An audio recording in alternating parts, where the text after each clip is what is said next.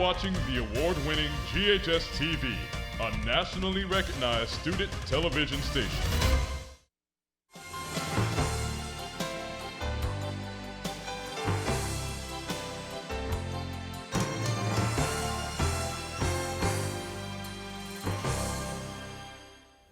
Welcome to Let's Talk Business. My name is Kelly Bolton, and I want to thank you for tuning in as we have the distinct pleasure of hosting our community's foremost leaders, entrepreneurs, and civic heroes. We're thrilled today to have Tom Hutton as our guest. After a career in the NFL, Tom joined Boyle Investment Company as a leasing agent and property manager in the company's commercial and office property leasing, sales, and management department. In this role, Tom oversees the leasing and management of over 1 million square feet of office space. Along with so many other changes, COVID has impacted how people work today. So we're going to explore the impact on today's commercial real estate industry as well as trends for the future. So without further ado, please join me as I welcome Tom to our virtual studio. Tom, thank you so much for joining us.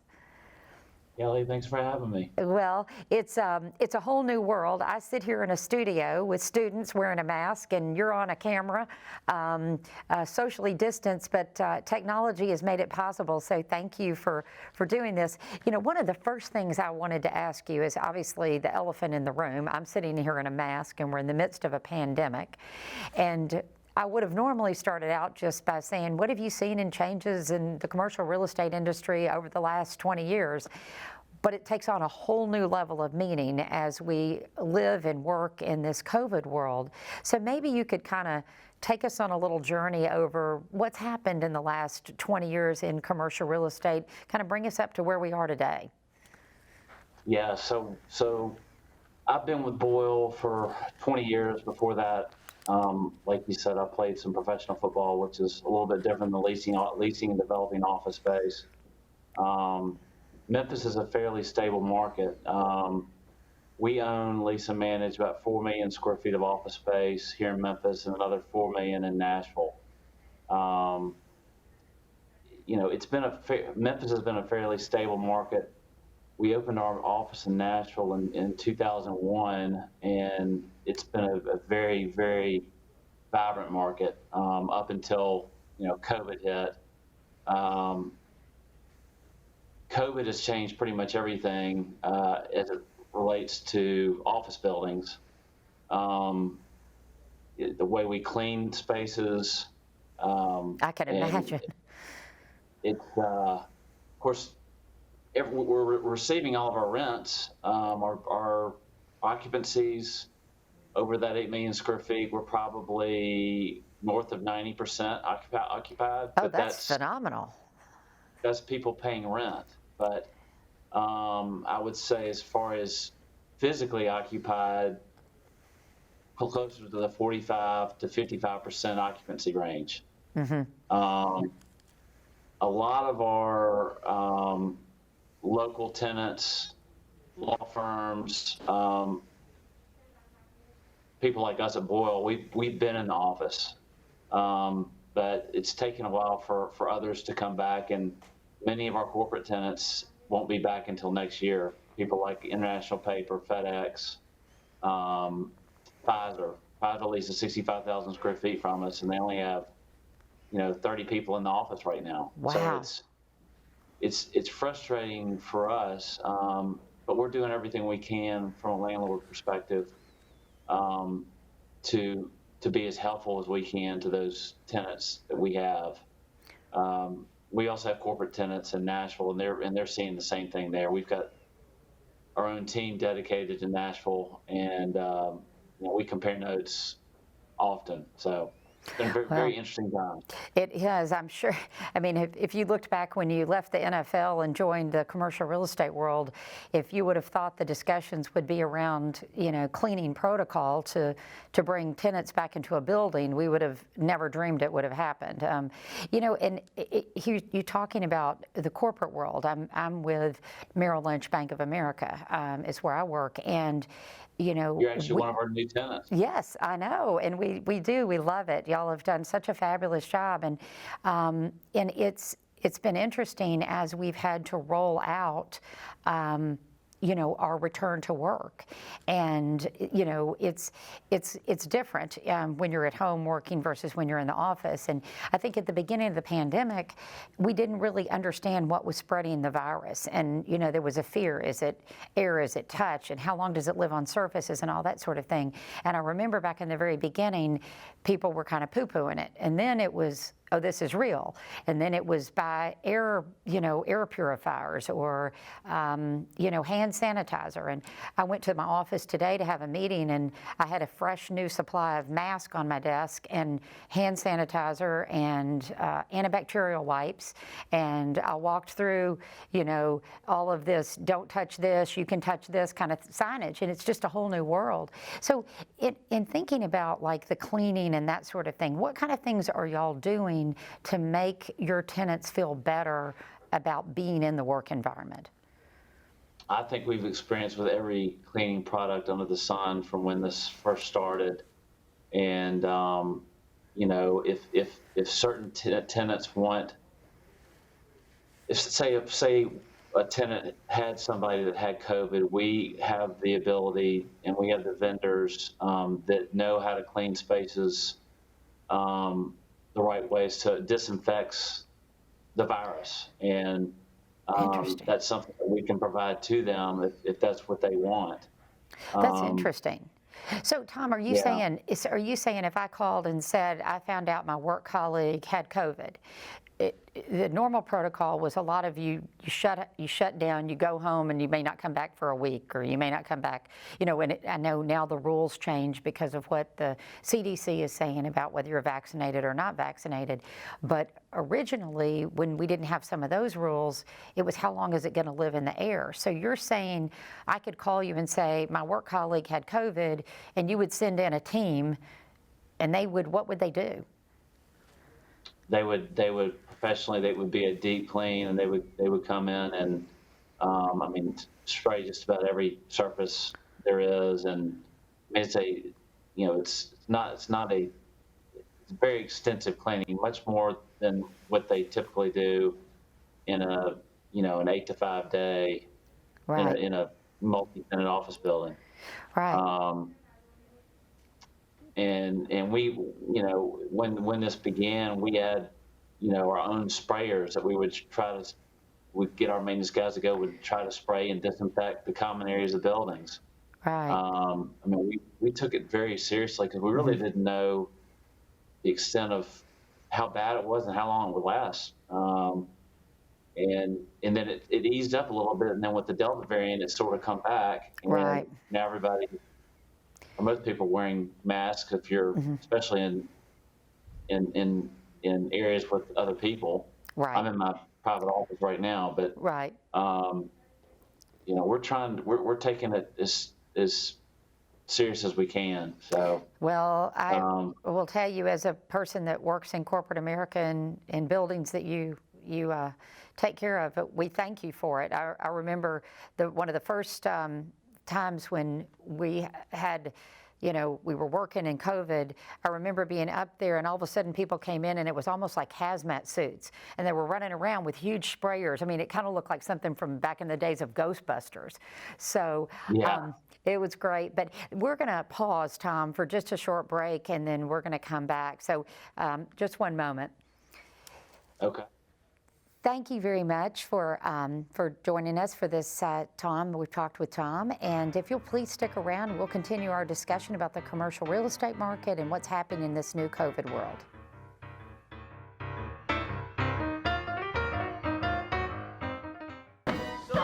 We see the potential in every single student. That sounds like a confession to me. I love watching these kids as they start as freshmen in high school and watching them mature and grow. At last, my right arm is complete again! The theater program at GHS, it's something special. Is very intensive, it's very interactive. When a student starts here their freshman year, they start with Introduction to Theater.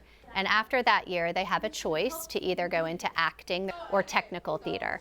And then after that, they join our production workshop class. It's the class that is completely run by students. The students do mostly everything. We build the sets, we do lighting, we make the costumes, we do the show. We've got magic. It's very fun. I mean, everybody's very supportive of each other. Now we're all in this together. It's taught me so much about how to act and how to have a stage presence. Not only are we teaching the students the skills that they need to be a great performer or a great stage manager or a wonderful lighting designer, we're teaching them skills that they're going to be able to apply to whatever they do in their life. God bless us, everyone. This department not only makes wonderful theater, but more importantly, this department makes wonderful people. I won! I'm gone! Get used to it! For more information about the Kappa program, visit ghskappa.com or call 755-7775. You're watching the award-winning GHS-TV, a nationally recognized student television station. Welcome back to Let's Talk Business. If you're just tuning in, I am Kelly Bolton, and today we've had the distinct pleasure of talking with Tom Hutton with Boyle Investment Company as our guest. He shares the ever-changing dynamics of the commercial real estate industry in Memphis. Tom, thank you for sticking around. Before we took the break, we were talking about this kind of changing world that we're all living in with COVID, and you mentioned that your office spaces are 90% leased, but in some cases 45 to 55% occupied. But you've got large tenants like you said, Pfizer, International Paper, FedEx, that are planning on returning, but it may be next year. Are you finding as this pandemic has continued to kind of drag on longer than we had hoped, is it changing kind of the complexion, the amount of available office space? I would say it's too early to tell right now, because when we first got into this pandemic, a lot of our tenants that were coming up for renewal, they wanted to extend for another 18 months to 24 months because they really didn't know how they were going to use their office space. And so we're probably another 12 to 16 months out from really seeing the effects of how it's going to determine the future of office space in Memphis and probably everywhere else. Right. It's a little too early to tell. I think what our hope is that you had some tenants that got too dense before the pandemic that may need more space. Obviously, there will be some tenants that want to give back some space, and we're hoping that it'll be close to a wash, but we really don't know yet. Right. And have you seen with, I know a large Ford Motor battery manufacturer was coming to the Memphis area. Are things like that, do you think that will help in Memphis, or is that going to be something that won't really have an impact on us? Regardless if it has an impact on us or not, the news that Ford is coming to Memphis is really a shot in the arm for us. Mm-hmm. We need every bit of good news that we can get, and I mean, it would be great if we saw some of their vendors come in and set up satellite offices in Memphis. Most of it will probably stay in West Tennessee, which is great for all those towns, but I'm sure it'll be, just the news is great for Memphis because it gets our name out there. Oh, absolutely. Absolutely. And it seems to me, Tom, and obviously you're in the business and I'm not, but it seems to me that kind of the landscape of something like a Memphis commercial real estate market would be totally different than New York City, where people were, commuting in 45 minutes, an hour and a half, sometimes 2 hours one way to get to work. Where Memphis, the longest commute is not that long. No, it's not. It's not comparable. I mean, and then that makes Memphis nice. I mean, you obviously have your downtown market, but you can get anywhere in Memphis in 15 to 25 minutes. Right. We as a company are very bullish on Memphis. We closed on 700,000 square feet of office space. One of the buildings being your building that you're in, at Triad 2. right when the pandemic hit, and we could have backed off of that transaction, backed away from it, but we didn't. And we feel long term that there will be a need for office space down the line. Right. Well, I can see it. I know that my friends that are in the legal profession, like you said, they really just didn't leave.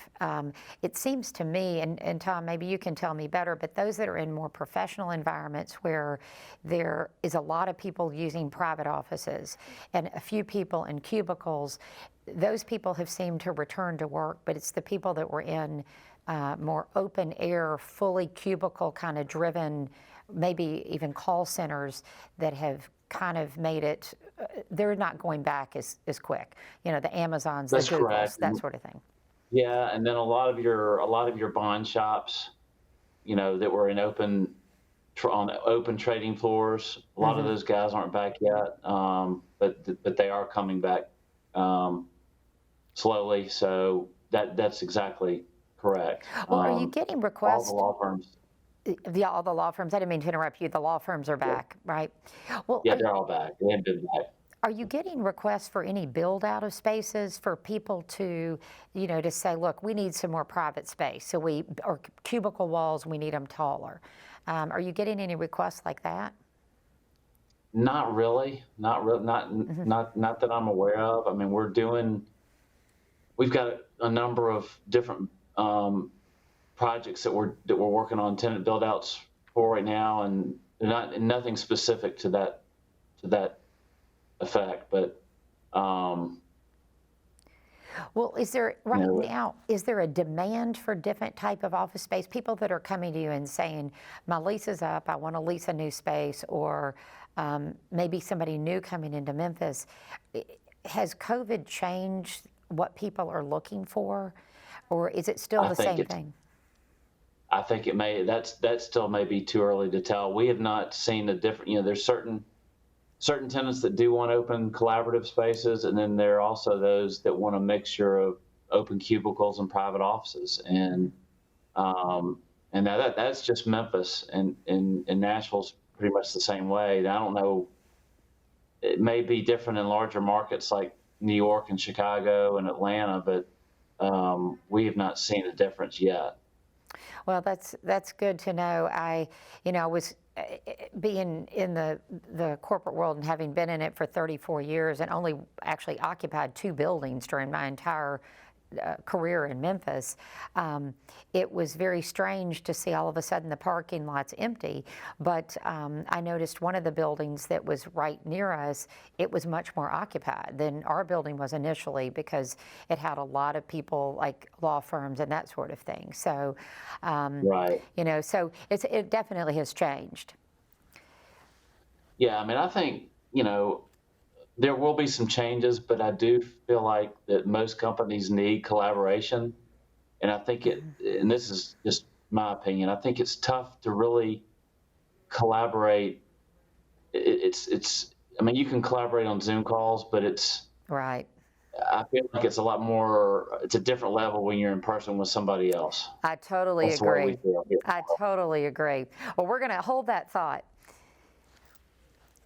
We're going to pause and take another short break, so please stick around as we continue our discussion on how Memphis is always growing and evolving to meet customer business needs.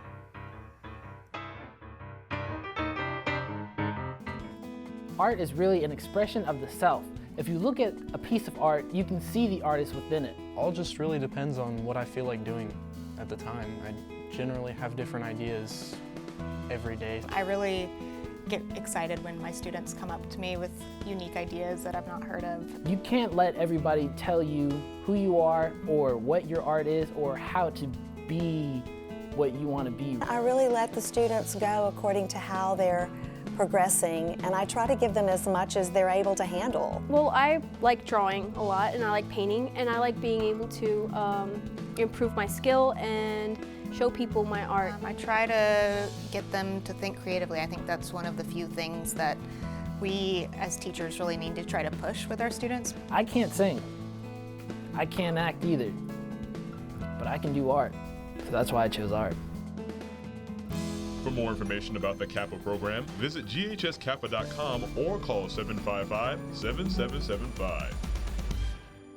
You're watching the award-winning GHS-TV, a nationally recognized student television station. Thank you for joining us on Let's Talk Business. I'm your host, Kelly Bolton, and today we've been discussing the real estate market in Memphis.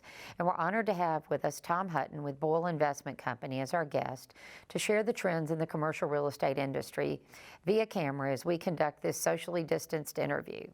So Tom, thank you. During the break, I know we were talking about, I've been back to my office, and actually I was in the office for the second time today. Now, a lot of my colleagues have been there continuously because we've maintained a skeleton crew during all of COVID. Right. But as everybody's feeling much more comfortable with protocols and how we can do things, and as guidelines change with CDC, you know, we become more and more free to meet with clients and to engage in business. So it's really fun to kind of get back up there and see your colleagues. And I forgot what a pretty space we had, so it was fun. I was up there You do today. have a pretty space. We do. It's Well, very, that's very. good to hear. We like to see people in our buildings. So Yes, it was very pretty. It was parking lot was. Yeah, parking lot was full, so it was great. And, you know, we were talking about like Ford coming to Memphis. Is there anything that you do in your role with Boyle or the you know, that Memphis does to try to attract more industry here? Because I know that's always been the thing, you know, try to get people here, and people complain about we don't have enough flights out of Memphis, so it's hard to bring industry to Memphis because of flights or because of our proximity or because of this or that. So what do you think we could do as a city, and what do y'all do to try to attract business to Memphis? Well, we're pretty bullish on Memphis. We are probably the largest private real estate developer in the state of Tennessee, and most of our holdings are here in Memphis. And now we're pretty proud of Nashville as well. But you know, we do everything we can to prop up the city of Memphis, and we try to do it by taking care of our tenants. That's the main thing that we try to make sure that they're happy, and we do whatever we can to promote the city in whatever ways we can. We just had a meeting with the Memphis Chamber of Commerce last week, and you know, I think in the past they've been focused a lot on industrial real estate because of where we're located. Industrial has been very hot and it's really hot right now with everything. A lot of these companies like Amazon needing places to store things, but they have a renewed. You know, I think they're really trying to work hard in bringing more office type businesses to Memphis, and you know, they've got a good plan in place to do that. I can't really speak to what that is. They just shared a brief plan of what they're going to do, but I think it may work. I mean, I think, you know, they've got a lot of good people working there now, and Ted Townsend's doing a great job, and we're excited to be working with them and trying to get more of those type businesses to Memphis. Yeah, it'd be nice. You know, the big complaint that I always hear is the ability to fly in and out of Memphis. I mean, that's the number one complaint I have heard in working in the financial services industry for all these years. The number one thing I see that people say when their company chooses to, you know, downsize Memphis and upsize in another location is the cost of transportation to get their people to other locations. But on the other side of things, when I take on new relationships, clients that are moving to Memphis, they're blown away with the cost of living in Memphis and how much more reasonable it is in other locations. So, you know, if if businesses, you know, if I was advising a business, I would say, well, yes, it may cost you $100 more to fly your employees out of Memphis, but your cost of real estate, your cost of your employees to buy homes, maybe your labor market may be much more reasonable, and then you're going to have happier employees because they've got more spendable cash flow because of being in a city like Memphis. Exactly. So it is very reasonable. It's easy to get around. We don't have a whole lot of traffic. I mean, Memphians think they have traffic, but until they live in a city like Philadelphia or New York or Miami, some of my former places that I lived, they don't know what traffic is. And you know, it may be that Ford helps bring us more flights. I mean, I know these executives from Ford to come to look at their facilities when they're built, they're going to be flying into Memphis. So, and it may, you know, and they're going to bring a whole, you know, I'm sure there'll be many vendors that will set up shop in Stanton, Tennessee, to help Ford out. So, I mean, you never know. This could be just part of a larger, you know, a larger growth spurt for our city. Oh, I hope so. I sincerely hope so. And what is kind of on the forefront? What are y'all looking to do? I mean, I know obviously you kind of have to have a wait and see. We don't know if Delta's the end. Is there something else? How great the vaccinations are going to work that we're all receiving? You know, so I know you're you have to be very nimble, very flexible. But are you still looking for acquisitions, or are you kind of in a hold pattern at this point? No, I think we're very opportunistic buyers. We're always looking for opportunities if it makes financial sense for us on the office and retail side. We are, you know, I guess we've been in business since 1933, so we've been in Memphis for a while, and we're coming up on our third generation of owners, and they're excited about, you know, opportunities in the future to invest in here. So that it just gets us as employees more excited when they're ready to keep going. And you know, it's a fun company to work for. I've been here for 21 years, and we just got a lot of great people that have been here for a long time. So I'm very, very thankful. Well, that's wonderful. Well, this has been great. Tom, I can't thank you enough. And what a great way to end the show, talking about your excitement for Memphis, because, you know, people are lacking a little bit of excitement in their lives right now. I mean, we want to get back there and live our lives and take these masks off and hug people and travel. And to hear a company like you, who's one of the, if not the largest, one of the largest commercial real estate developers in the state, say you're bullish on Memphis, I love that. I think that is exciting. So I thank you very much for your time. I really do. And I appreciate you being our guest. Happy to be one. Thank you so much. Thank you. Once again, I'd like to thank Tom Hutton for being with us today, and we thank you for tuning in. To get more information on our show, you can check us out on the web at GHS-TV.org, where we're streaming live 24 hours a day. You can also check us out on Facebook, Twitter, Instagram, etc. I hope you've enjoyed us today, and I hope you enjoyed the discussion, and please join us again next month on Let's Talk Business. Thank you again. Stay safe and healthy out there.